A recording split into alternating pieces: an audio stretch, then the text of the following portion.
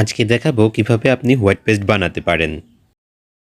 White paste বানানোর জন্য লাগবে টিটি পাউডার, এনকে, বাইন্ডার, এটা বন্ড বাইন্ডার লাগবে, আর বন্ড এপিটন। এই 4টা উপকরণ দিয়ে আমরা হোয়াইট পেস্ট বানাবো।